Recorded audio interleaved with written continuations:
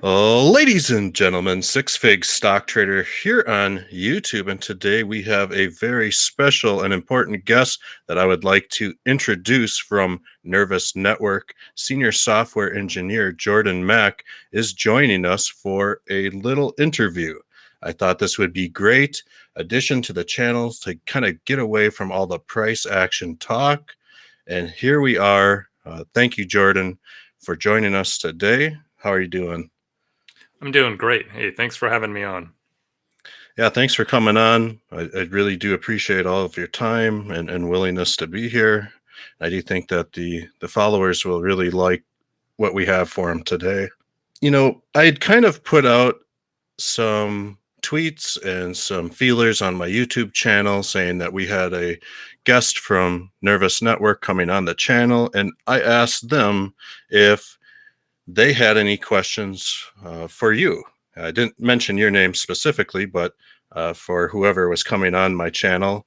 And if you don't mind, if we could go over some of those questions, that would be awesome. Yeah, Uh, yeah, wha- definitely. Let's do it. so, one of the questions was there a hackathon winner? Yes, there was a hackathon winner, and we did announce it kind of unofficially in the Discord channels. However, it hasn't been publicly stated yet. So, like when I say it was stated unofficially, that was the judges went through, they looked at everything, they determined who they thought should be the winner.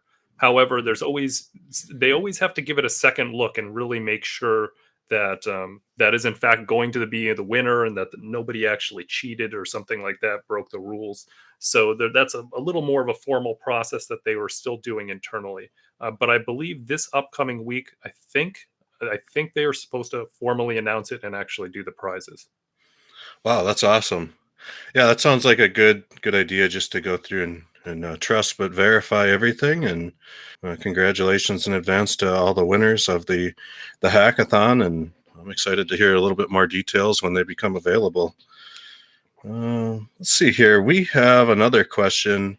If there are any plans for a Nervous Summit. Yes, there's definitely been discussion around that. I've talked about Kevin Wang about that several times, and he believes very strongly. He and other founders believe very strongly that we should have a summit at some point. But we have the difficulty now of travel restrictions. It's because of the pandemic and still stretching onward. And so that's kind of putting a big damper on things. And we've also, just as internal teams, have all been very, very busy with a lot of stuff. I mean, we realize that the community's been waiting for a very long time, and we don't want to make anybody wait any more than they have to. So just to the combination of those two things, just having a fully international team that can't really travel too much, and us just trying to get stuff out the door, right, has pretty much put that effort on hold for the time being. But I do know that they are very, very interested in that, and there is plans to have something in the future. Yeah, that's great. It'd be awesome once everyone can safely get together and kind of mingle and talk. I know the community is probably one of the best communities, I would say, in all the currency blockchain that I've ever seen, as far as all the Nervous Network supporters. So I think that'll be a lot of fun if that happens, and I would definitely do my best to try to attend. One more question they had. I'm just People are curious if there is a brief overview or maybe any details that you can shed some color on for the roadmap of 2022. Right. So that one is usually not really even released to myself until shortly before the town hall meetings. And so that is still coming up. I don't particularly know when the next town hall is. And so when Nervo sets a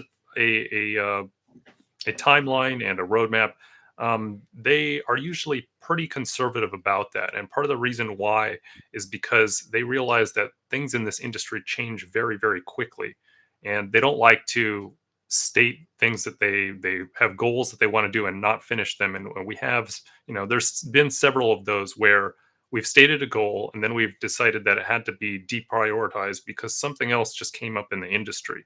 and we believed that that was more important and that that needed to go first. So all of a sudden, the development teams were shuffled around real quickly, and they started going down a new path.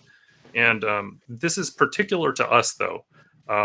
Is the interoperability aspect is such a big part of what we're trying to do that we have to some extent be reactive to what other chains are doing. And that's a little bit different for Nervos in particular. Like if we were just going down a solo path, we wouldn't have to be as reactive as we have to be with working with other chains and other projects. And other projects and stuff, they have a lot of goals and stuff too. So we're also not only working with our own internal goals, but sometimes we have partnerships and stuff where we are trying to work with an external team, and then they have delays, right? And they don't have the feature out that we need to work with. So all of a sudden, we have to change direction again just to wait for them, and that happens all the time in this industry. Yeah, absolutely. I can't think of an industry that probably changes more than this whole crypto industry. It seems like every single day there's something new, and more projects being built and developed just within the whole blockchain industry. So yeah, another question. With the release of the Godwoken beta testing, is there any updates, information, or feedback on how things are going so far with that? Yeah, so far everything is going to as planned. The release happened. Godwoken is up and running. I don't know if they've publicly released all the details. Like we've had Mhm. several people join our Discord and say, "Hey, what's the RPC details? I want to pop them into MetaMask right now." I'm not sure that that's out yet, and that's purposely because they are still finalizing a couple little things here and there with the dApps that are going to start rolling out. And so all of those details are all going to come basically at the same time once we start getting the first couple dApps out the door. And really the delay here isn't anything really technological. It's more just organizing all the teams, kind of just deciding who's going to go first, and then of course last minute testing. And we had one of the most anticipated ones, Yokai Swap, was ready to go, and then they actually decided they were going to delay. I'm not sure if I'm allowed to disclose the reason why. Nothing bad, but they decided to push back a little bit on their timeline on release. So I don't think they're going to go first anymore. But they are definitely. We realize that that's one of the most anticipated ones, and I can't say anything more than well, I hope it's going to happen pretty soon here. But yeah, I can't give a timeline. Yeah. Speaking of Yokai Swap, that is something that I have played around in their sandbox with, and I am very excited for that. It'll be really nice once they can get things in line and operational. I think Yokai Swap is going to be huge for sure, no doubts about that. So, are there any more bridges to other blockchains in the works that you can shed light on? Yeah. So we have the Ethereum bridge up and running now, at least the first iteration of that, and the Cardano bridge, which has been being worked on for some time, is still in the works, and I think that's going to be coming out hopefully pretty soon here. I know that that's a big rush. Not it's both communities are waiting on that one, and so we definitely want to get that out the door. And then there's I think a couple other ones in the works, which I don't think I can say exactly which one it was because I'm not sure, quite frankly, which one they decided to do next. That's always been a kind of a moving target. Mhm. They're trying to balance two things here. Which one is basically the simplest one, which is has to relate directly to the technology and how similar it is to Nervos and also similar to the platforms which we've already done a force bridge implementation. So the similarity is something that is always taken into account, as well as the popularity of the chain, right? Which ones is actually going to have the most benefit to the network. So Mhm. the balance of those two is kind of changing, on a daily basis almost. And there wasn't complete agreement within the different teams internally about which one was going to be next. But they have mentioned. I can tell you some of the ones they have mentioned was like they've mentioned EOS and whatever is compatible with EOS. That might include Wax. I'm not sure because Wax is. I'm not too sure if that was never actually officially mentioned. Actually, I shouldn't say that one's official but I do know that they use the EOS technology, so that could be, and they're very popular. But and I want to say that's not a statement coming from Nervos. That's my personal opinion on that one. And they have mentioned, I think Stellar and some of the other ones as well. Let's see, there was another one. Yeah, I can't remember at the moment. It's ultimately, they want to hit all of the big ones, including Bitcoin Hmm. and Mimblewimble as well as another one. It's pretty much just what order are they going to go to, right? It's not really a case of will they support it. They'll support any chain that they think will benefit the network, which is most of them, right? So it's just kind of just more of a which one comes first. And so also I should also mention that what iteration they're in is also continuously being updated. Like this first release with Ethereum, that's allowing assets from Ethereum to move across the bridge to Nervos. But what it didn't include was could you put CKB onto Ethereum and into an Ethereum ERC20, kind of go the other way, where coins that originate on Nervos can now be put onto Ethereum. That wasn't included in this first release, but that will be coming very soon. And another big thing that it really needs to get out there as soon as we can is NFTs. Because right now, when you create an NFT on Nervos, it can't go anywhere. It can't go back. It can't go to Ethereum, and Ethereum NFTs by the same accord can't come to Nervos. And that's a big part of not just Interrupt, but what we think will be the liquidity of the future.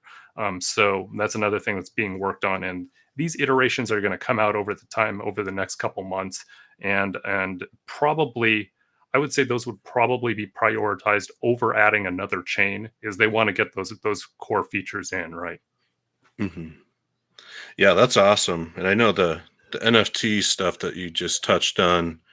That's just a huge exploding market right now, and it's just that how cool would it be to maybe buy something on OpenSea or whatever, or collect and transfer it to an Ethereum wallet and vice versa.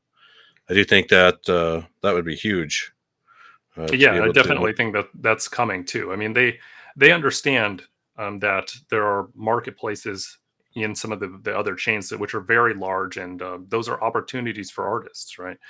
Even artists that have started out on Nervos, if they start to get popular, they may want to make sure that they have artwork on these other chains. And since Nervos is focused on interoperability, there's never any kind of a condition that we make with any teams that are building, right? We never say you can only be on Nervos.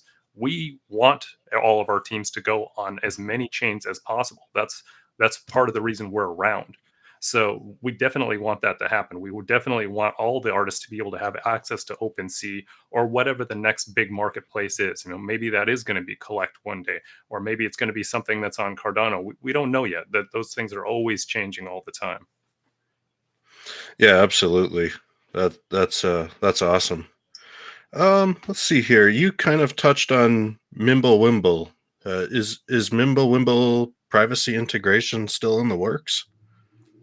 Yeah, that's still in the works, but it unfortunately had to be put on hold because just of a lack of developers. The teams that were put onto Mimblewimble specifically, I think they got pulled off just to work on put additional resources into to Godwoken and getting that released, and some of the Mm, tooling around that too. It's one of those where the process ended up being a a very much larger than I think they originally anticipated, and this is one of those where the dev team at Nervos is fantastic, but just like any other development team out there, we're trying to solve some of the biggest challenges in blockchain today, and that doesn't happen overnight. And sometimes it takes longer than we expected and longer than we hoped. And so, yeah, just to get things out the door, they decided to put Mimblewimble on hold. But I believe there is absolutely full intent of coming back to that, and they absolutely want to add that privacy layer to Nervos. when you think of trying to build up a blockchain to do what Nervous and you and your team, are doing, it's just, man, I don't even know where to start with that thought process. So it's a huge undertaking, and personally, I understand that this is going to take some time to. Um, Here's kind of a different question. What excites you most about Nervous Network now, and what excites you about the future? Right. Well, this is an interesting one because it's really changed over the time. I mean, the reason that I first got into Nervos in the first place was it kind of just I basically just tripped over it in the very beginning. Like I have a list of projects that are kind of my research pile, right? Of here's all the projects I'm going to look into in the future, and I have a very large pile of this. And Nervos was one of them that was just in there. And for whatever reason, it was I heard about it in the news or something. I think this is late 2019 that I started looking into it. It was popping up in a couple headlines here and there, and so I decided, okay, I'm going to pull this one out of my research pile. It'll be the next one. It'll get to the top of the list. And so I started reading it. I started reading the white paper, and I realized like this project had found solutions to many of the technical difficult questions out there that I had been actually working on. There was a couple other communities I was involved with where I was bringing up certain questions, especially around the economics of the chain. And I was saying, guys, there's obvious problems with this, right? Like this is not going to be long term sustainable. Like, what are the efforts around this? Can we get something going here to at least open the discussion on how we're going to make this how we're going to address these issues to make something that's truly sustainable long term. And unfortunately, that was kind of put on deaf ears. They didn't want to hear it, and many of them basically didn't even want to acknowledge the problem. They were kind of kicking the can down the road type of attitude. And when we're talking about these blockchains that are supposed to last for decades, possibly even longer, so supposed to be globally trusted systems, like this becomes a very big issue very quickly. When you're just trading, meme coins or something, maybe it's not as serious, but all of a sudden, once there's a lot of money involved and there's a lot at risk, how is this going to last in the future becomes a very, very big issue. And the longer the chain exists, the more data that's on the chain that has to be replicated to all the miners. This is all sustainability issues. It's building up over time. It's becoming more difficult to maintain it over time. And so, anyway, that was a big focus of what I was looking at. And then when I read the Nervos white paper, it kind of blew me away. I realized like these guys solved the exact problem that I was looking at, and they solved it much better than I ever thought could be solved. And part of the reason why is because of the way that Jan approached this project, and that's Jan Z, who's the chief architect of Nervos, who basically came up all of this stuff. Is so he was a core dev at Ethereum, and they were trying to solve a lot of problems over there, and he kind of just realized he needed to take a step back, and in order to solve these problems, he really needed to pretty much just wipe the whiteboard clean and start over in a lot of respects. And that's why the blockchain is so different, and why it's based off of UTXO, which is actually originates from Bitcoin rather than starting from the account model, which is what Ethereum is based on. Right. So there's these big technological differences here, and by doing this, by going back and having to take that step back and really think about things, really think about the lessons that we learned over the last, eight. I think when Nervo started, it would have been 8 or 9 years that since Bitcoin has started. A lot of lessons were learned, a lot of things that they didn't fully understand back when Bitcoin was started. They got the opportunity to start again, right? To say, here's the lessons. We learned all of this stuff. Now we can really start again here. We can do this right the first time. And so that's really what got me into this chain was just that white paper, just reading through these after reading, so many other white papers in the past and talking to so many people, seeing like here's a team that really just nailed it. They absolutely just killed the base layer here. And so going into the future, what really excites me is a lot of the same things that excite me about all the other chains as well. I mean, we're trying to address separate but similar problems in a way, but Nervos has this distinct ability here in its flexibility. It's extremely flexible. It uses risk five as its main smart contract platform.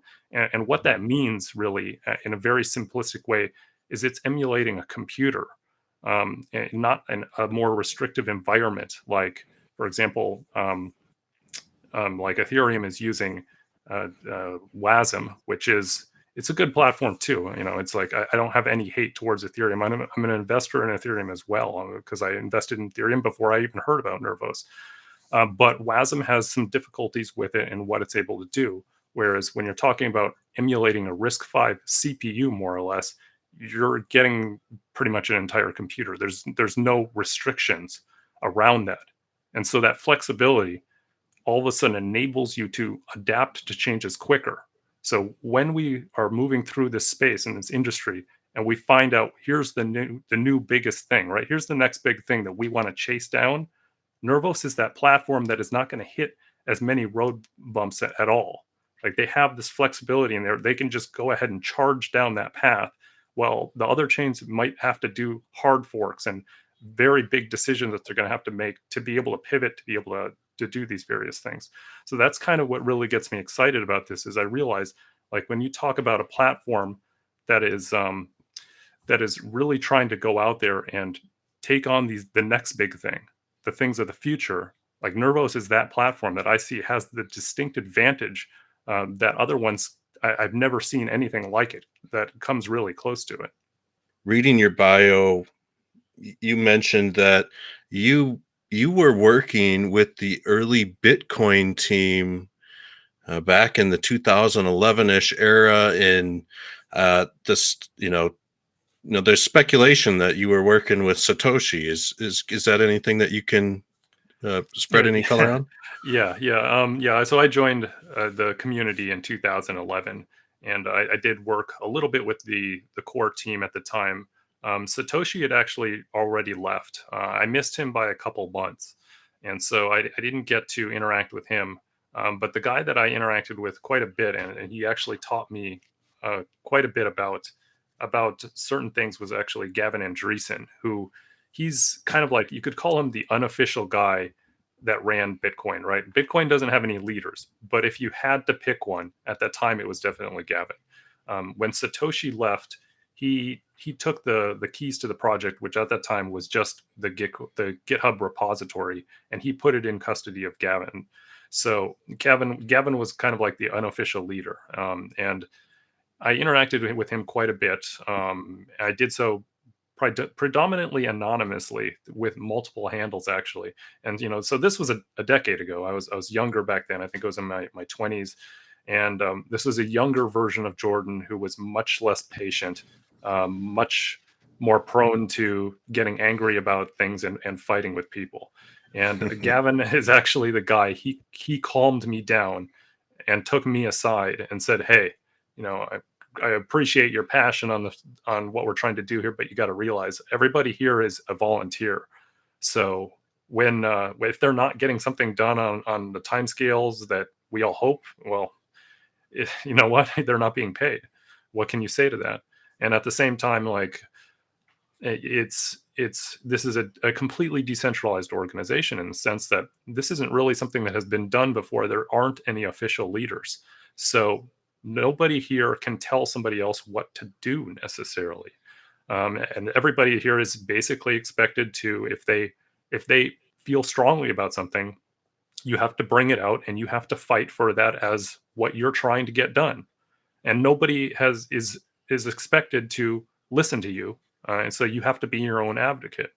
And so he taught me, about the team, how they were operating. And he also showed me, just through his own actions, how do you properly handle projects, how you remain diplomatic.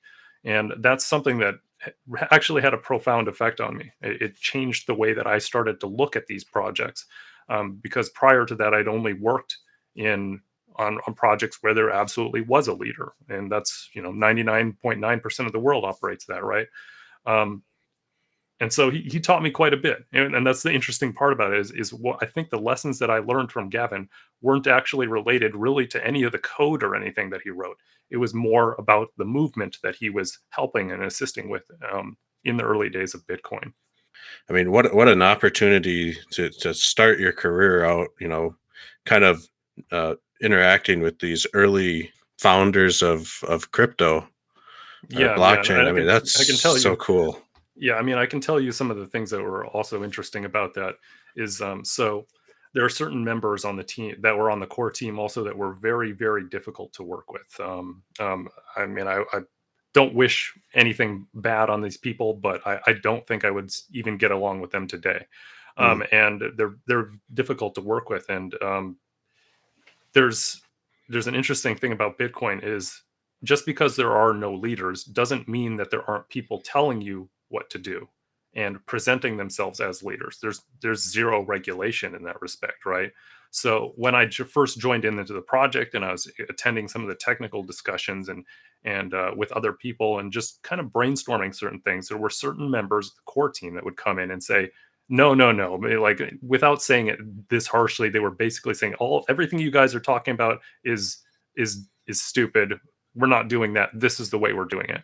And kind of foolishly and naively, I actually took that as the word of an official. Like okay, they're not going this way. And I would find out later. Again, some of this came through Gavin that absolutely wasn't the case. He took me aside and he said, "Yeah, that guy, he says a lot of stuff. He's not in charge." It's again the same situation. He's a contributor. Like he's pumping out code. He can pump out code that does whatever he wants. It's not necessarily going to be included. Like everybody here is pretty much on equal ground here in terms of presenting their ideas here. And if you want something to be included in the blockchain, you're expected to fight for it. You're really expected to push it. And that attitude that they have is something that you see all through Bitcoin continuing to today. It's very contentious in that regard. You have the developers more or less fighting against each other to incorporate changes. But what the benefit of this is that it produces a system that is very resilient, right? This is if there was ever a challenge from of governments around the world that they decided to universally basically ban all cryptocurrency, Bitcoin would probably be one of the last ones standing because they put in this model where they were fighting each other since the beginning. This is nothing new, right? Whereas some of the newer chains, Ethereum and Nervos included with that too, we've adopted a very different model, which is we absolutely want to foster more people coming in, and the attitude just in general is not to push on each other, right? It's to work with each other. Now these are polar opposites here, but you got to look at like where are they most optimal? Like the Bitcoin model is the best when you have opposition, right? When there's somebody trying to shut you down. Like I said, they might be the last one standing, but it's not efficient in daily operations. And so the model where we're more inclusive, which is more of the modern chains, including Nervos, that's a model that flourishes when you're working in an environment where blockchains are actually accepted by the governments, accepted by society, and getting and expected to do well. Right? We're not expecting to be banned. So in building this chain, we can move faster. We can move. We can work together. And so that's the model that I personally like more. But you always have to acknowledge that there's always that remote possibility that there will be opposition in the future. And that's why decentralization is so very important. Because if we didn't have political opposition in any regard, like if everybody was just doing what they were expected to do, then we don't even need blockchain, right? We could use trusted systems, but that's obviously not the case. There is a certain level of political discourse that is inherent just to the reason why blockchains exist in the first place. And so Nervos to me is kind of this balance of the two here because they are much more accepting, much more open, and want to involve the community as much as possible without having them have to be basically fighting internally for these changes to happen. So there's a little bit more of a guiding approach to that. But at the same time, they're trying to be one of the most decentralized projects out there. And that goes again all the way back into the economics of the chain, which have been very, very carefully thought out. So they're trying to address both of these needs here at the best possible way that you can balance it, which is be fully decentralized, but also let's go as fast as we can. Let's leave it flexible. And like this is really how Nervos is going to be one of the chains that really helps shape the future of the entire industry. Yeah, I mean, that's incredible. Just to think about, and just touching back on that whole Bitcoin environment. Um, it's just crazy to think about this decentralized office space where nobody's really in charge, but you guys have this goal to, produce this really good product.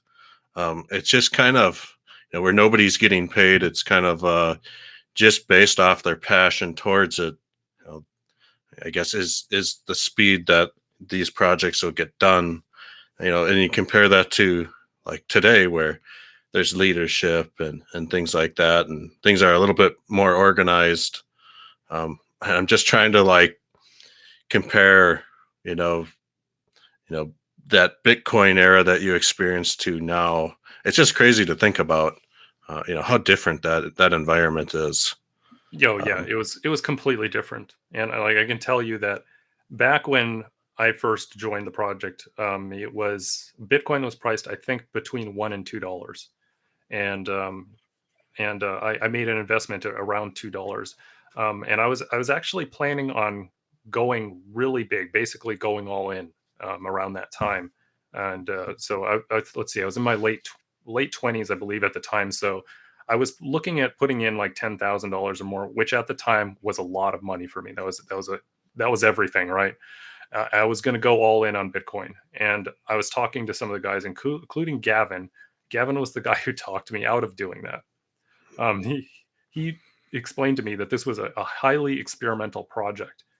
He didn't necessarily know that it was going to be around in a year. And mhm. that was we're talking about Gavin Andreessen here, the guy that Satoshi handed the project keys over to, right? That included everybody else. So they all kind of viewed it in the exact same way. Like, we don't know what this thing is going to do. It might flourish. Some of the guys were out there saying like, yes, this is going to be the money of the future, right? This is absolutely going to replace fiat in the future. And but other people were much more conservative, and were saying like, we don't know if this is going to catch on, right? Like, we're a bunch of kind of crazy guys here playing with our internet money, right? Who's going to take us seriously, right? So I listened. I took that advice from Gavin, and in retrospect, yeah, you look at it and it's like, oh Jesus, I could have been a billionaire, but it's like we didn't It's know. We had no idea of where it was going. So I don't in any way look poorly on that decision to not invest a huge amount of money. that probably was great advice, and I do believe that. It's just, but it's tough to look back in hindsight, and I can kind of relate to you when you talk about wanting to invest that 10,000, because I had bought 200 Bitcoin at $6 a coin, and I look back in hindsight, and when I sold it all for $7 a Bitcoin, and made 200 bucks, I thought I was king of the world, and I pretty much just never touched Bitcoin again, and or any crypto. It was until years and years and years later, Right. probably Yeah. back when Ethereum came out. Yeah. Yeah. I mean, I had a similar experience. I made my main investment into Bitcoin at exactly $2, and I bought a pretty good amount. Not $10,000 worth, but I definitely bought a bunch of them, and I held on up to them for a while. And like my intent was always to hold Bitcoin until basically retirement. I was thinking like, I don't know if this stuff is going to be really worth anything, but I'm going to give it a couple decades here and see. I'm just going to hold the stuff. And then the price started going up and down quite a bit, and I decided to trade a little bit. And so I was kind of trading the waves a little bit there, and I was accumulating a little bit more when I could. But it was always my intent throughout the entire thing is I just want to hold this, right? I don't want to ever sell. I never want my amount of Bitcoin to go down, even if the price is dropping. I don't care. I'm just going to keep loading up on this, uh, just in case those guys that were correct that one day this is going to be the replacement for fiat. But then anyway, so with that plan, unfortunately, then Mount Gox came around, which was the big exchange that crashed and disappeared in, I forget what it was, 2013 or 2014. And at that time, I was not focused on Bitcoin very much, or crypto just in general. The it was going through a pretty long bear market. Um, I had sold off all of my mining equipment at that point, so I wasn't really paying attention to it very much because not much was happening. I actually remember there was a headline by one of the news sites where that was teasingly saying, here's what happened this week in Bitcoin, and then it just had an image of one of those tumbleweeds. Like nothing was going on at the Oh, time. jeez. Yeah, and I was starting a new business at the time, so I was really distracted, or really, heads down on that. I wasn't doing very much, and I didn't pay attention to the signals of what was going on with Mt. Gox, and all of my Bitcoin was in there, and Mm. so all of a sudden, like, there was all that stuff in the news, like the collapse was possibly like falling apart. People are screaming, "Get your Bitcoin out!" So I'm logging into the site and trying to do various things, and I'm having issues here. Like I could actually see my account was hacked. There was somebody in my account trying to withdraw the Bitcoin, and as a precaution to that, like they locked down my account and everything, so nobody could withdraw anything, and um, that included me. I couldn't get my Bitcoin out anymore. My account was just locked, and Wow. I think as another secondary precaution, since they couldn't withdraw any. Since the way that the hacker was trying to withdraw was in Bitcoin, I think it may have been sold into cash at the time. So at the time that Mt. Gox collapsed, my Bitcoin was not Bitcoin; it was actually cash. And the result of this means, like, even if the Mt. Gox thing gets settled and everything, I will get some cash, but I don't get that Bitcoin. Um, Hmm. so it could have been worth a heck of a lot of money. I'm not going to see that. I'm going to get, I'll get some money, but it's nothing like it could be. So unfortunately, that's kind of the extent of my escapade with Bitcoin there. I mean, like it ended pretty badly. I could have had millions of dollars. I might get out with a couple thousand, Hmm. and so that was pretty depressing for a little while. I'm completely over it now. And then a couple of years, or maybe it was just a year later or so, I think Ethereum came out, and that just completely reignited my interest in everything. And eventually, was what led to me being in this as a profession.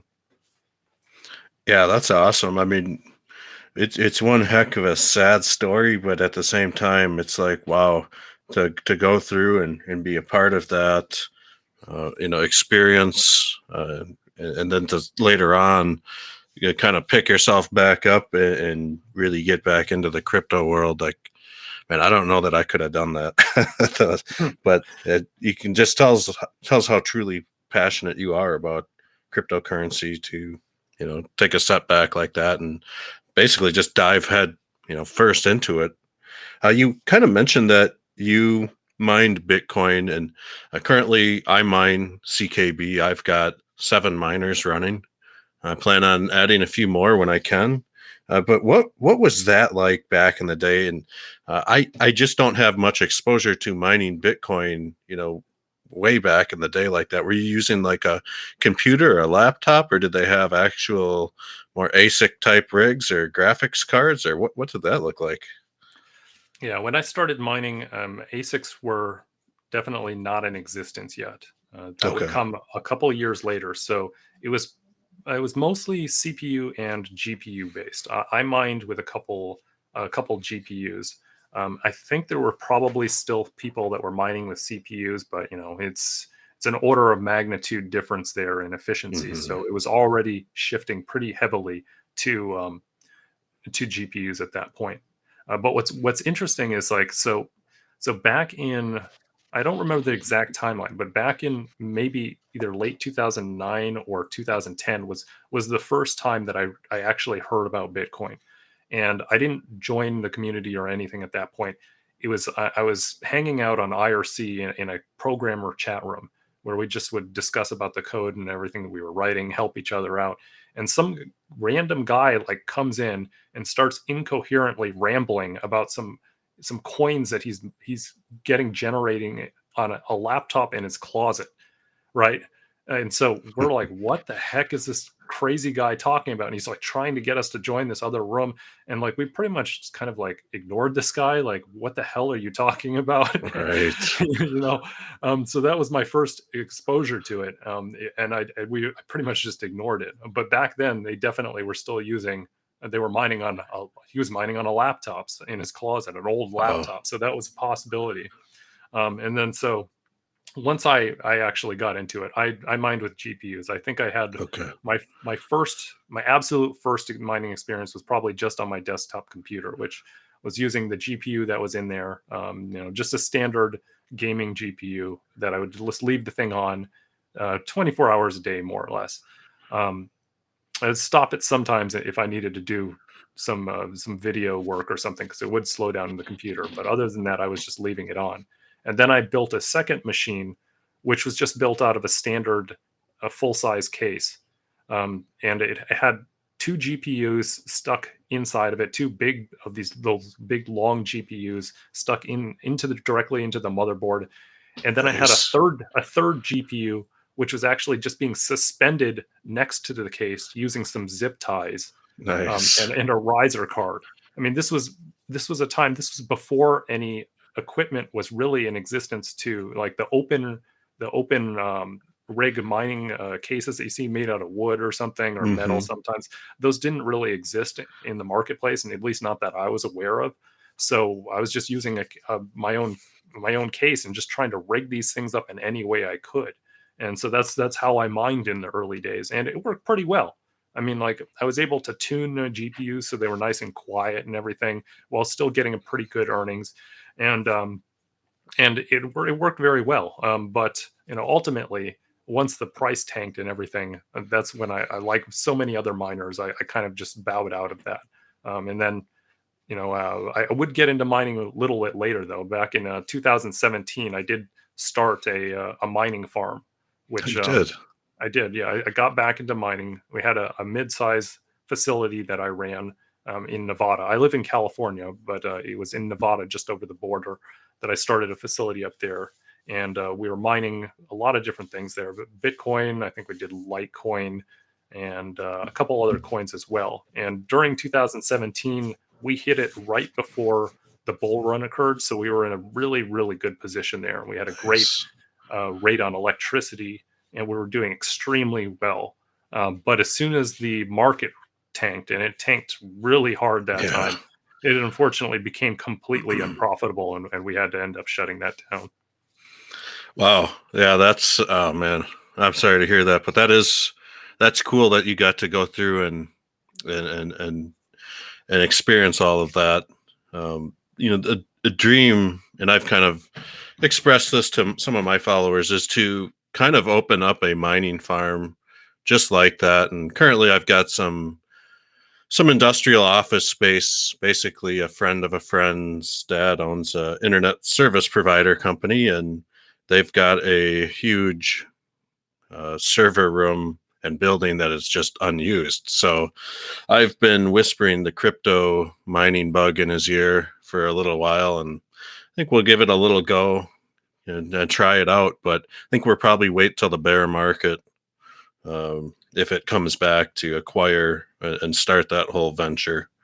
Yeah, But absolutely. that's That's for sure. That's the time to get in. Like right now, for anybody who's thinking about getting in, like I think you're in a very high risk period to jump in right now. Like if you run the numbers, you'll look at them and they look great, but when a bear market comes, and we don't know if where that bear market's going to end up, right? Is crypto going to drop 90% like it did in the past? Like, I hope not. mhm. And I think things genuinely are a little bit different this time with all the global money printing from the pandemic, that we might not see that deep of a dive, and we've seen true adoption from institutions now in a way that we haven't before. So there are differences, but inevitably we are going to see a bear market at some point, right? It can't just go straight up forever. Like, a lot of your audience is traders, they know that. At some point there's going to be a downtrend for at least a little while, and during these periods it becomes very competitive with all the miners. This is where you're going to see these some mining facilities, the ones that don't have as good of electricity rates. They're going to be the first ones to go. They're going to be forced to liquidate, and that's when you want to go in there and buy up your equipment, right? The ones that like we don't have to compete with Chinese miners anymore, which was which was the main competition for a very long time, but we still do have to compete with like Canada and Hmm. places like even Washington, I believe, in the United States, where they're getting just absolutely phenomenal power rates, like 3 cents and under. Like that's Wow. extremely, yeah, that's extremely difficult to compete with, and they're buying, in bulk, and they're buying excess power from like hydroelectricity or solar farms or whatever is going on, geothermal. They're buying Hmm. these where these locations have excess power that is not being utilized, and so they're getting these fantastic rates. If you're not getting those rates, all of a sudden you are in direct competition with these people who do have these rates. And so when the bear market comes, that's when if you're a small miner like I was, unfortunately, I think we had a really great rate too. We're at 5 cents a kilowatt hour, but even at that, we were completely unable to sustain our operation Hmm. once the peak of the bear market hit. Yeah, that's man. Yeah, you make a good point on that whole electricity costs. And right now, where I'm at 12 cents a kilowatt hour. But this mining farm that we want to kind of install some equipment in is just a few cities away, and it's 9 cents per kilowatt hour. So, yeah, you mentioned all of that, and it's just like, oh, you start talking 3 cents per kilowatt hour, and I'm just trying to crunch these numbers in my head as we're sitting here. I'm like, wow, that'd be awesome Yeah, to yeah. I mean, have there that. are a couple other things to consider, though. It is power rate. That's definitely a big one. When you get in, like we've talked about, is also very important. If you get in during a bear market, you're getting all that equipment on basically a flash sale here, and so all of Hmm. a sudden, the amount of money that you've put in already becomes much less, and you will be profitable quicker once the market picks up again. So differences in the situation and also circumstances of how you want to run your operation. If you are able to go bigger, have more machines, you get the benefit of economies of scale, which is like I had a mid-sized mining facility. I think we were at about a quarter megawatt. If we had doubled in size to half a megawatt or larger, we may have just been enough to break even. It was we just didn't go big enough. It was Hmm. me, and I was the main guy doing everything on the ground, and I was just one person. It was very difficult for me to do all of this alone. So that was another consideration. Some of my partners or whatever, they were too far away to help out with that. They wanted to, but they were just too far away. So they were just providing money only. And eventually, yeah, there was just a point where we decided we can't do this anymore. And the interesting thing is, once the things went downhill, the some of the other facilities in various regions, like Washington, also were experiencing um, a lot of drop off in their customer base or whatever. Like there's these facilities, they specialize in providing hosting for mining, and Hmm.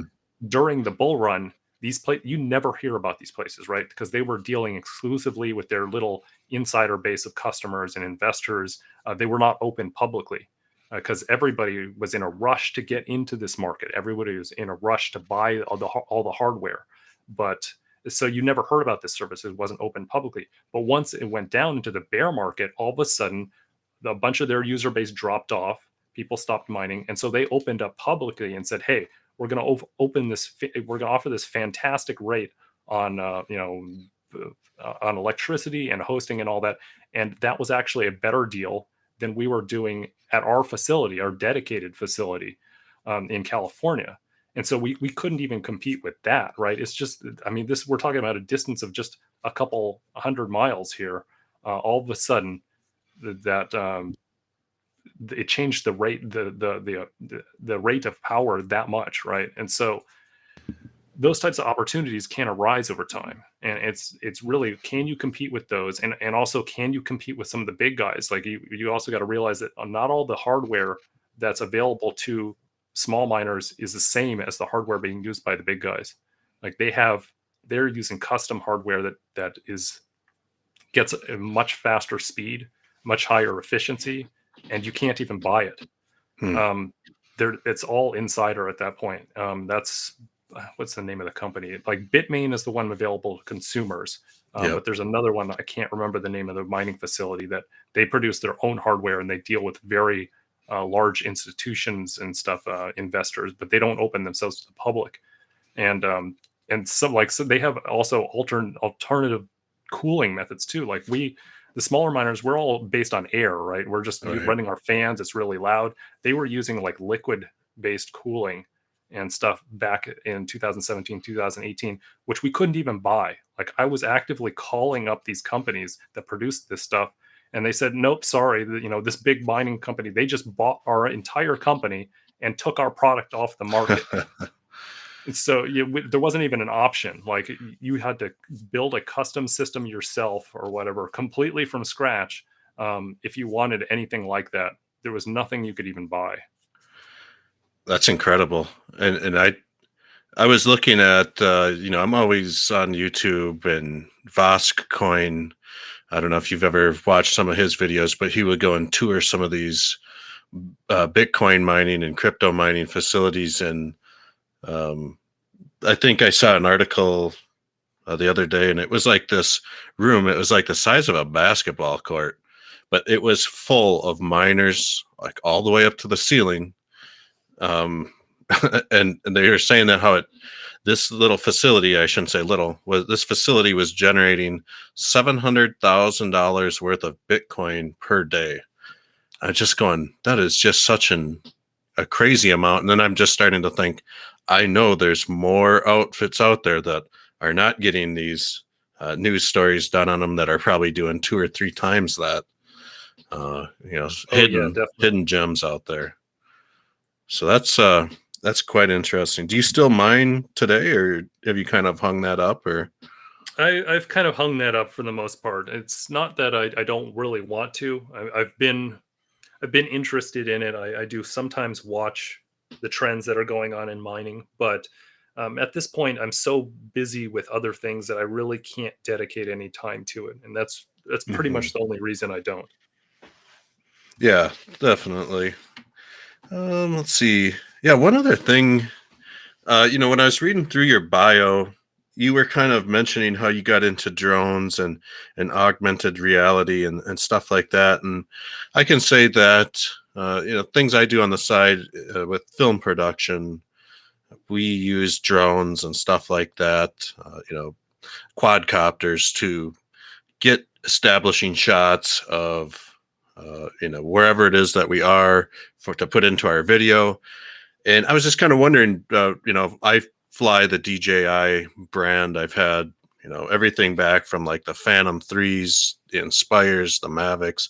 I was just kind of curious to see what you were flying or what types of drones you were involved with, whether they were aerial or, on the ground or, um, Right, right. Yeah. I mean, like I've always just really liked RC things in general.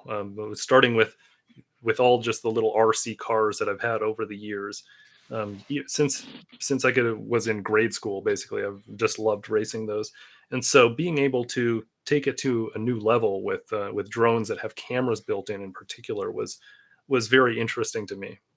It's the closest that you can get to flying without having to get your pilot's license, right? Um, mhm. so I really liked flying DJI drones. I have one of those too. I actually still have my Phantom 3, and I have Okay. a racing drone in the closet too, which I don't fly that one anymore really because I kept breaking the thing. I loved flying that one. That was the most intense thing to fly. But every time I would crash, which would be pretty much every time, I'd have to start replacing pieces on that one. So I never got good enough as some of the guys you see that are doing all these flips and stuff. I never got like that. I was just pretty much just zooming around in an empty field with it and then inevitably crashing it at some point. But the DJI ones, I take that excuse me, I take out the DJI drone every once in a while, just kind of fly around the neighborhood or fly around a park or a lake or something. I still really enjoy that. It's more just of a release for me, something to wind down a little bit with.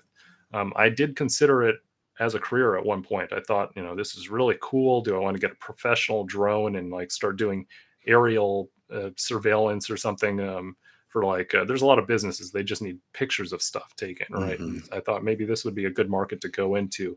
But ultimately, I enjoy the blockchain world and the world of programming more, and I kind of had to decide between the two. Just again, it's always based on time. Which one are you going to dedicate to? So drones, I didn't go that direction. Career wise, it just remained a hobby, and I still do it to this day. Yeah, that's cool. FPV flying is a whole nother experience, and I kind of have a co-host on my channel sometimes. His name is Crypto Airborne, and we originally met back on YouTube, probably back in 2016, 2017. At the time, we were like the only ones uploading like the DJI Phantom 3 advanced footage to YouTube. And it was just, we kind of connected that way. And it's just kind of funny how now we're into crypto and stuff like that together. But yeah, that you do have a point on the FPV race drones. I did fly quite a bit of those, and uh, when you crash, it's like $50. Either you're gonna Yeah, pretty break much some, every you're gonna, time. Yeah. it's like you're gonna damage your lithium battery pack or something. But yeah, just kind of getting back onto topic here, into the VR experience and augmented reality. Myself and Crypto Airborne have been using the Oculus Quest 2 now for the last week. He's been using it for longer. But we went into some of these worlds, like these social worlds, where you just have a bunch of people walking around. And we were kind of talking about like NFTs and where blockchain and stuff like that can come into all of this. And we were just trying to think like, okay, we going to have NFTs on walls that people own. We're going to have advertisements from companies like on the walls. If you walk by a radio in this world, you might hear a radio advertisement from some advertiser. I just kind of wanted to pick your brain on where you think blockchain, augmented reality, and like virtual reality kind of connect, or if you had any thoughts on that. Yeah, yeah, for sure. So virtual reality and augmented reality have been things that have been on my radar for quite some time. I mean, I think that as a kid who grew up in the 80s and 90s and watched Star Trek: The Next Generation with the holodeck, I think that's kind of what we all wanted to believe was going to be possible someday in the future. But clearly, we're not there yet. I think the point when I really decided like this could be even a career option for me was back in I want to say maybe it was 2015 or 2016 when the videos about the HoloLens came out. This was around the same time I think that I was starting to dabble in Ethereum, but it wasn't big yet, and I was thinking like this is really cool, and I designed a couple demos for augmented reality for a client I was working with. And with HoloLens in particular, they had that demo where they were playing Minecraft on a desktop table. Like it was just like you could see in their video, it was just mapped out onto a normal table, and everybody's wearing their goggles or whatever, and they're all interacting with the game right in front of them. And I just thought like this is so cool what they're doing here. Like this is really going to change the way that video games and are completely played, and not just video games but the entire workplace, being able Mhm. to have screens that are like 800 inches wide or whatever. It's you take out the physical limitations of what's possible. And so around that time they also had some of the first VR, I would say consumer based VR platforms where you could move around in a small square, right? And that was also, just as somebody who played a lot of video games, that was fantastic. I'm thinking like this is remarkable. Like where's this going to be in a few years? But then it kind of slowed down. The hype went away, and it Mhm. didn't really catch on, and we didn't see the Hololens flourish like we had hoped. That video of that Minecraft video was just a video, right? It didn't turn into anything that was really realistic, at least not yet. So I think that's still coming. In the Mhm. future, we're going to see it eventually hit this point where the VR and AR are both so good that all of a sudden they kind of pop up everywhere. these videos that we've seen on YouTube about like the augmented reality future. Like there's one that's it's really fantastic where somebody's like taking they're I think they're in Japan or something, and they're just walking down the street and taking the bus, and there's these things flashing all over the place, advertisements like that Mm, might there might be something realistic there that they're exploring where that actually does happen. But for that to actually happen, the technology has to be there first. We mhm. have to have glasses that are so lightweight and last all day. You know, the things that really they're not a helmet anymore. They're just something that's really light to your head, and that just doesn't exist yet. We don't have the processors. We don't have the batteries for that yet. That doesn't mean we never will. So I think that that's still kind of coming, but we're also seeing companies double down on this, right? We had Facebook rebrand to Meta and announce their initiative in the metaverse. I mean, I think that this is going to be a very long term play that they're talking about here, right? This is they don't change their company for something they're doing next year. This is a Right. multi-decade play here. They're betting that the technology is going to get to that point where all of a sudden it becomes a part of our daily lives. Is that going to be AR or VR? I'm not really sure. It could really be either one. I think they're more interested in the VR play. But ultimately, there will be this point where it gets close enough for some people that they are given a more or less a choice with a large portion of their life of do you want to exist in the VR space or do you want to exist in real life? Like I'm not personally sold on it. I'm betting on real life for myself personally, but I know a lot of people who will probably opt into the VR existence as soon as they're able to. Right? They'll choose to live 8 hours a day in VR or something. I mean, and this is not something to say like they're going to completely abandon reality or something. I'm not talking about the dystopian future. I'm talking about a point where VR is good enough that you want to spend all of your free time in it. This is where you now exist. And Mhm. we're going to see this happen. All the big companies will probably jump on it as soon as like there's a hint that the technology has gotten to this point where this is actually possible. You'll see the big players, the Google and Apple, and all of them are all going to be doing the same thing, where they're all creating their own metaverses, which are effectively created into a multi metaverse of some kind, and you'll be able to probably explore between these different environments at some point. And the interesting thing here, as it relates to cryptocurrency and specifically NFTs, is when you're in a digital space, how do you represent ownership?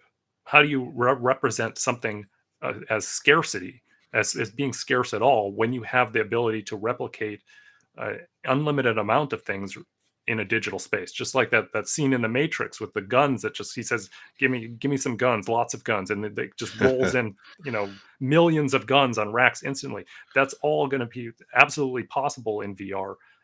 And what's like, so what do you do to stop that? Right? You have to be able to introduce some level of scarcity, or else you're not living in an environment that's actually sustainable. I mean, Sure.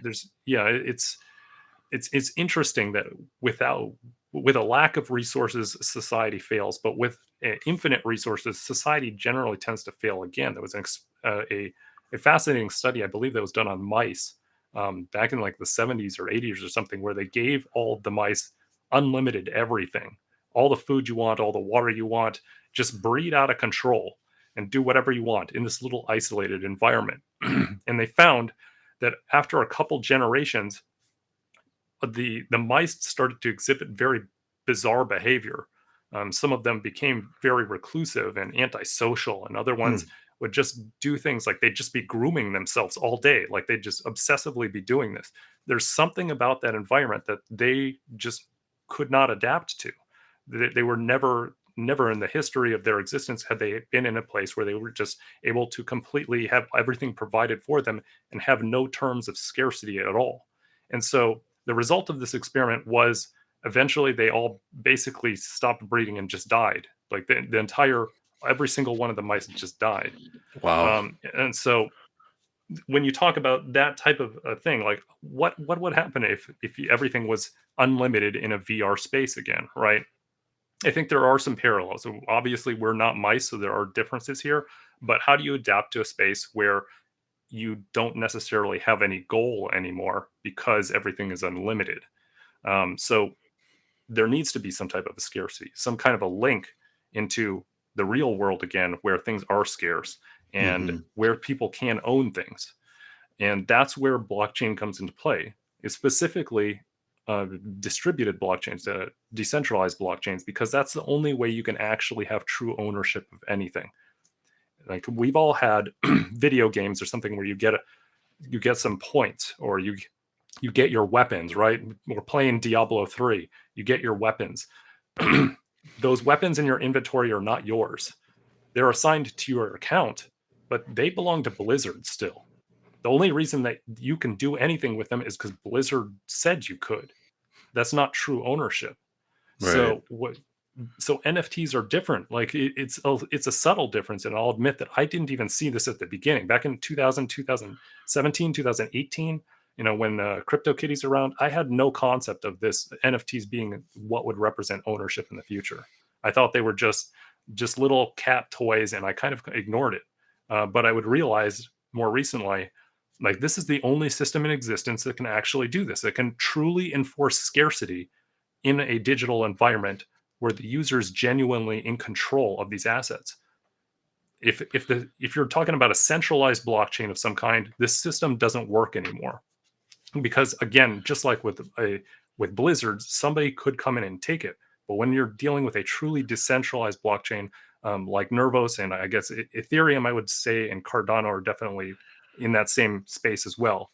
These decentralized blockchains, nobody's going to be able to stop it. So when an asset is in your possession on the blockchain, it is now under your control. Nobody can take it away. That is a direct parallel into how we have objects today. Something that you own in your home is not something that somebody can just take away in an instant, right? So this is Hmm. bringing that parallel. This is something that I see as absolutely essential to the future of how VR is going to operate, and possibly AR, but I'm leaning more towards VR when we actually have digital goods, when people are spending a large portion of their life in there, when they've dedicated things, when VR is a big part of their life, and they have real possessions that only exist in VR. NFTs have to be a big part of that, or else they won't actually have real ownership. Right. And you kind of, just kind of touching on that whole scarcity thing, and when you're going back to like video games, and you can kind of just remember probably when all of a sudden you got god mode, cheat mode, cheat code entered, you've got unlimited ammo, unlimited guns, and it just takes the fun away, and you lose all that interest that you once had, because there's no really real incentive to play the game or be a part of it. Yeah, So it's exactly. Yeah, kind of that's interesting that you absolutely mentioned it. that. Yeah. And Yeah, so yeah, I can kind of compare that, and so I can yeah. I mean, definitely see where that scarcity is important for yeah. I sure. mean, what you say specifically about video games, I mean, that's something that pretty much has ended every video game that I've ever decided to turn the cheat code on. Right, as soon as you do that, Right. it's game over. That's not necessarily a bad thing for me personally. Like I'm a person who I can play video games all day, every day, and never get anything done again, right? But I have a lot to do, so I try to stay away from it personally. And that's a good exit for me actually, is there a cheat code available when I'm done, when I decide I'm done with this game? I got to get off, I got to get unhooked from this thing so I can be productive again. Turn on the cheat code, and that it kind of ruins the game, but you know what, it gets me back to what I really need to be doing. Yeah, definitely. And then it's kind of like with the whole virtual reality thing too. So I was, as I was walking through these environments with Crypto Airborne, we were just kind of like, we were talking, we were thinking, okay, how can this be used? How is the military going to use this? How are mechanics and stuff like that going to use this? You know, Maybe we are on the scene of a dangerous situation that could be mapped out in virtual reality, have some sort of text, uh, you know, go through the motions of completing a task safely, in a dangerous environment through virtual reality, before they actually physically enter that dangerous environment in real person. Like, I do think that, we're going to see a lot of training that happens with virtual reality. I'm sure it already does, but getting back to like that whole military thing, let's just say X army needs to go into this compound to extract some terrorist or something like that. Well, we're going to see the military find some way to map out an exact copy of these villages or businesses or office or whatever it is, you know, port their soldiers in VR equipment and then have them run through the virtual reality world, complete their tasks several times. I mean, they'll be able to uh, experience details down to, which way the door handles turn and stuff like that. And it's just kind of, I could see like this technology being used to aid them when they go to actually execute that action of whatever task they're doing. Yeah, Yeah, it's no, I just agree so with you crazy. completely. Yeah, I mean, if you actually look back into what the Army was doing, United States Army back 20 years ago, possibly even going back further, they were already starting to experiment with some of this stuff. It was basically just Oh video wow. games at this point. It was a custom version of more or less of Doom, right? Where people you're just running around, with a rifle and shooting people. I think that the games that are available today are probably 100 times better than what the Army was using for training. But I agree with you. Like down the line, this is going to be used for a lot of different types of training. I'm absolutely sure it will be used for military. I'm sure they're doing it today, actually. Hmm. But again, waiting for that point, that tipping point, when all of a sudden the technology just gets to that area where it's so good that it there really isn't that much of a distinction anymore. Like if you look, like if you're in VR, you're going to be able to look around and say, yeah, this is definitely a virtual world, but the experience I'm talking about is not it's not chunky. It's more natural, to the point where it's real training. Like you are doing real army training or combat training of some kind. And I actually see it as probably being used less for the army than we would think, but more for everything else. Just Hmm. domestic police training is going to be a huge one.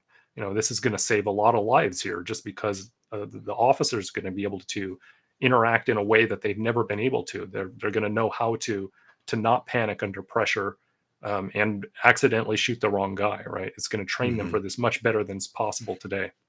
And you'll see it with firefighters as well, who will be able to enter a burning building virtually, and learn more scenarios without endangering their own life, Hmm. and all kinds of other things, forest fire scenarios, just anything you can think of, really, where there's a dangerous situation. They're going to be able to benefit from this directly. And so, yeah, it's going to be a huge part of our future. I mean, it's just, when is the technology going to get there? I hope soon, because it's something I'm also very interested in. Just for personal reasons, I'd like to experience it. I'd like to be able to walk around in in the holodeck, once it's close enough to that. Yeah, very same here. I can't wait for what's to come. I'm so excited for all of that. See, we're kind of running about an hour and 15 minutes. Let's see. Do you have any thoughts on Nexus DAO and how is that all going right now?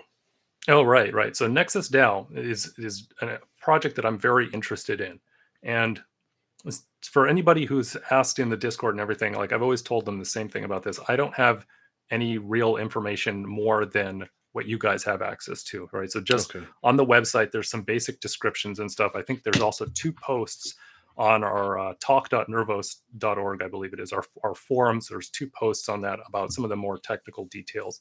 And that's pretty much all that exists right now. So there's a little bit of it's a little bit difficult to find some of the information on that, particularly around Thai. Like I don't particularly, I haven't had enough time to really deeply research into it. I know that it's a stable coin. It operates off of CKETH and DCKB, and that it's probably very similar to MakerDAO from Ethereum. But Okay. beyond that, I can't really speak to the technicals, because I haven't read anything, and I'm hoping somebody in the community will actually produce a video so I can learn more about it, without having to read through the source code, because that would just take an age, and I've done that too many times already. Um, and but the other one there, DCKB, is really pretty groundbreaking, I think. So for those who are not familiar, if you if you own CKB, CK bytes on Nervos blockchain, you can put them into the Nervos DAO, and you can get, I think right now the APR is about 2.83%. So you can earn some interest, and this is not technically staking. This is to offset the inflation from secondary issuance. And without going into that, it's just saying that it's matching one of the inflationary aspects, so it makes it similar to Bitcoin, where the currency is deflationary in the future. So this 2.83% you get comes at the cost of the liquidity, as in you have to lock it up in there. And while it's in the DAO, you can't do anything with it. You can't use it in DeFi. You can't spend it. It's just kind of locked up. But DCKB is a token that can actually be representative of what you've locked in the Nervos DAO. So when you put in, let's say you put in 1,000 CKB into the Nervos DAO, you actually get 1,000 DCKB minted to you at the same time. And now you have these tokens that you can use for other purposes while you're still getting interest on the CKB that's locked up. Right. So this is really cool because like this can be used in all kinds of DeFi. It's going to be available to be traded on Yokai Swap for other tokens. And this, you're going to be able to get double interest on everything, right? So if you're farming on Yokai Swap, you can also be gaining additional interest with the DCKB that you got. Your CKB bytes are still locked up, gaining interest, and now you're getting double interest. And then somebody figured out that there might be actually this way to do a circular cycle here, where you could take your CK bytes, you put them in using Nexus DAO, you put them in the DAO, the Nervos DAO, get your CKB, DCKB, and then you go to Yokai Swap with that, and you swap your DCKB for more CK bytes, and you do this process over again. Right now, you're able to get double interest. In theory, you could do this over and over and over again, and until you're just stacking up interest. Now, in reality, I believe that they did this on the testnet, and it works on the testnet, but that's not real money, right? That's not with real incentives involved. So there's going to be it's a little bit of more realistic effects on the mainnet, and we're still kind of waiting to see how this plays out, because nobody's just going to give you their CK bytes for free, more or less, when they could be gaining interest on them or doing something else. So you'll probably have to pay a little bit of premium, which means you'll be getting less DCKB for every CK byte during the swap, right? We don't know what that exchange rate is going to be because Yokai isn't here yet. But it's an interesting proposal that there is something there. There is the potential to maybe do, as the markets move back and forth, as there's fluctuations in price between CKB and DCKB, there are absolutely these opportunities available, especially if you're somebody who's willing to hold very long term. Because ultimately, once you have this DCKB, if you sell it, if you want to unlock your CK bytes, you have to buy back that same amount of DCKB at some point. So let's say that you did that cycle where you have redeposited your DCKB over and over and over, like 5 times in a circle or something. In order to unlock your CK bytes, your original CK bytes, you have to purchase 5 times as much DCKB because you deposited it 5 times, right? So you now are obligated to buy that back. Like, how is all this going to play out in the marketplace is something that's still yet to be seen. Are there going to be these big waves of, where DCKB is really high and then goes really low as people are trying to get in and out? Like, we don't know yet. Wow. That's very interesting. And I don't think I've ever heard of anything quite like this out there. But yeah, that'll be interesting to see how this all plays out. I'm excited to see what happens, and definitely going to pick up a little DCKB myself, and just to have, and yeah, I'm excited for the future for this. Yeah, I'm excited just to see it play out. I'm going to be on the sidelines myself, ready to jump in one way or the other. Just if I see like a big swing in price or something, because I think that there's opportunities definitely on both sides here for major profit down the line. Especially like I said, if you're willing to hold your CKB for a very long time, or your DCKB or whatever. And I'm willing to hold for half a decade or more. So, Same. yeah. So when I see if we do go into that scenario where there are big price swings, that is absolutely something I want to be a part of. Yep, and I'll be right there with you. Well, I think right now we're running about an hour and 25 minutes or so. Did you have anything else that you wanted to cover, or anything like that? No, not really, and not in particular. Okay.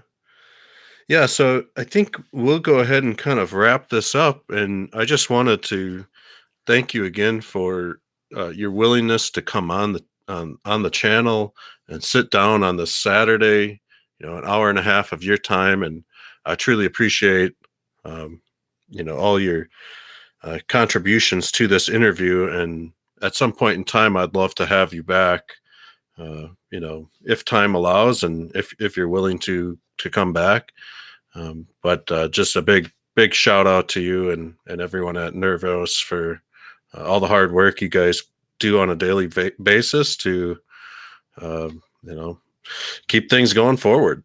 And, Well, yeah, thank you. I mean, this was definitely fun, and yeah, I'll look forward to coming back sometime in the future. yeah, absolutely. So with that said, folks, a big shout out to Jordan Mack, senior software engineer, excuse me, at Nervos Network. We hope you guys enjoyed this video, and we'll catch you guys on the next one.